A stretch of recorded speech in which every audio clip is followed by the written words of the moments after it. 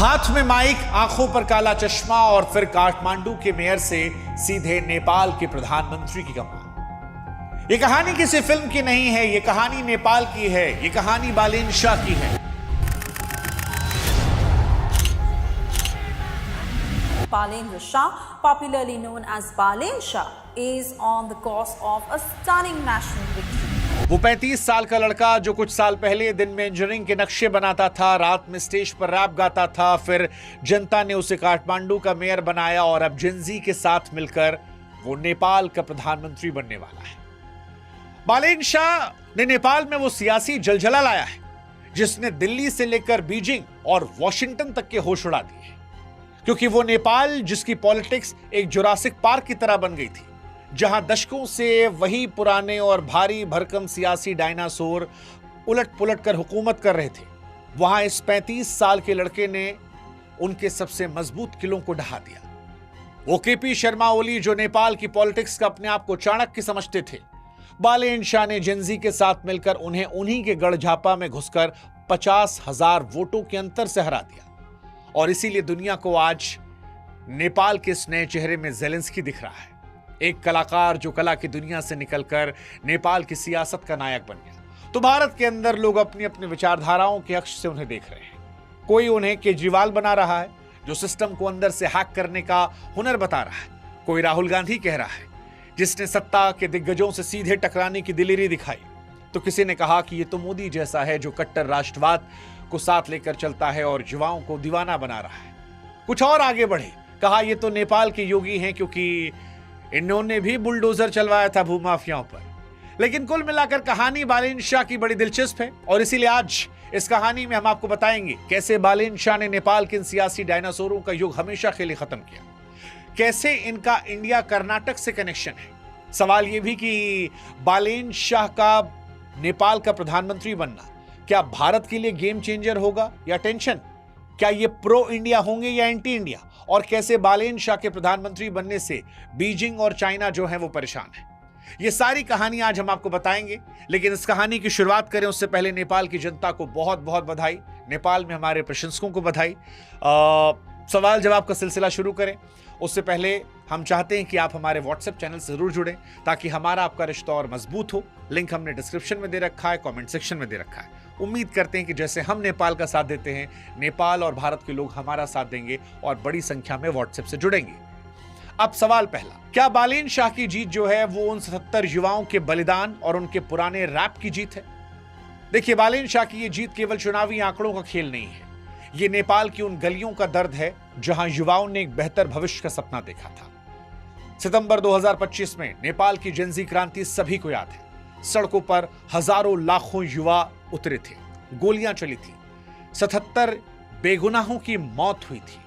बालेन शाह ने उस समय महलों में बैठने के बजाय सड़कों पर इन युवाओं का हाथ थामा था, उनकी आवाज बने थे। हालांकि बालेन शाह की शुरुआत यहीं से नहीं हुई थी, इससे पहले भी सालों पहले बालेन शाह अपने रैप के जरिए अपनी पकड़ युवाओं में बना रहे थे, क्योंकि उनके गाने केवल संगीत नहीं थे, वो नेपाल के सड़े हुए सिस्टम के खिलाफ एक वैचारिक युद्ध थे, जहां पुरानी पार्टियां लाउडस्पीकर रैलियों पर करोड़ों रुपए बहा रही थी।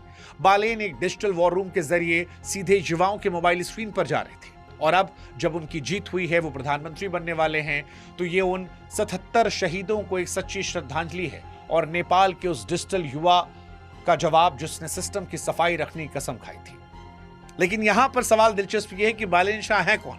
वो ज़ेलेंस्की हैं, मोदी हैं, केजरीवाल हैं, योगी हैं? देखिए, वो कहावत है ना कि जिसकी जैसी नीयत उसने प्रभु को देखा वैसे।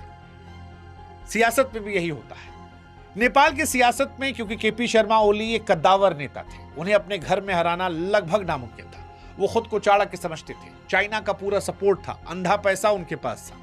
लेकिन बालेन शाह ने उन्हीं के सबसे मजबूत किले झापा में करीब 50,000 वोटों के भारी अंतर से उन्हें हराकर यह साबित किया कि जब जनता बदलाव का मन बनाती है तो बड़े से बड़ा सियासी स्तंभ ढह जाता है।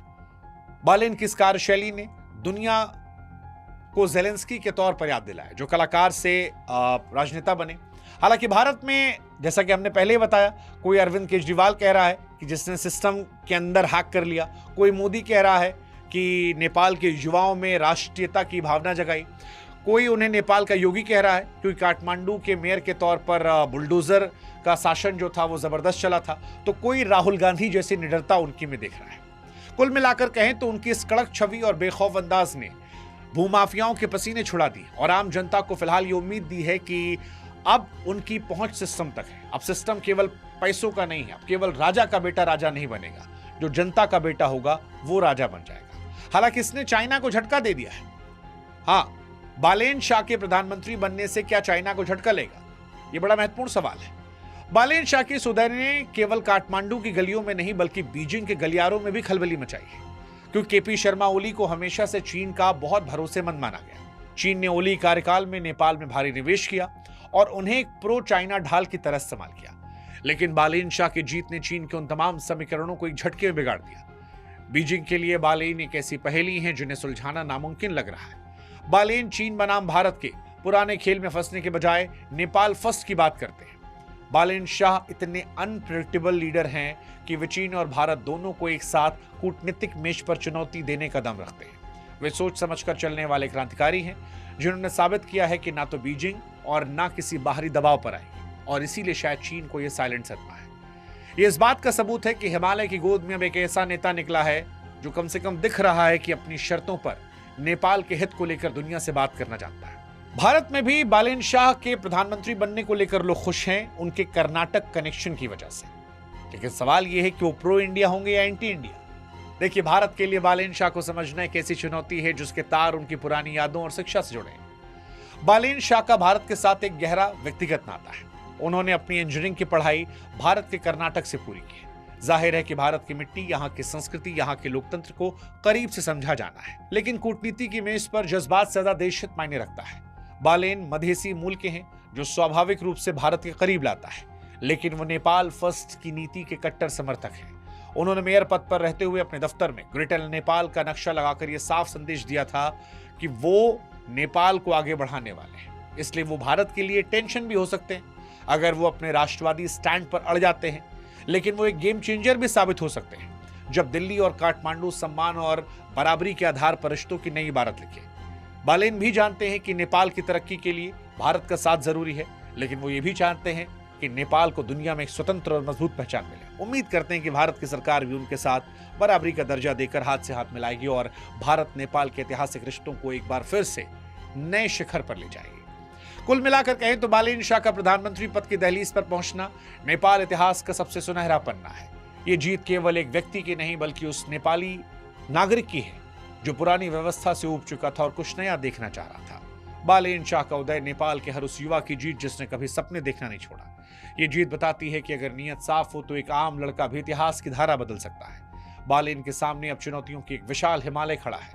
अर्थव्यवस्था को वापस पटरी पर लाना, भारत और चीन जैसी महाशक्तियों के बीच संतुलन बनाना और 77 शहीदों के सपनों को हकीकत में बदलना। लेकिन जाते आते एक सवाल हमारे नेपाली दोस्तों से, प्रशंसकों से, आप बताइए आपको क्या लगता है, बालेन शाह का यह नया विजन नेपाल को विकास से किन ऊंचाइयों पर ले जाएगा?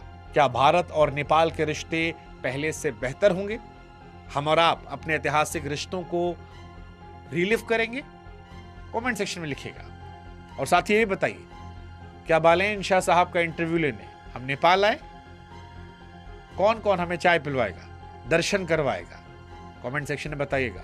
अगर आप के जवाब दिल जीतने वाले रहे तो नेपाल आने का विचार हम भी बढ़ाएंगे। बालेन शाह से लेकर पशुपतिनाथ तक के दर्शन करने आएंगे। जय भारत, जय नेपाल, जय पशुपतिनाथ।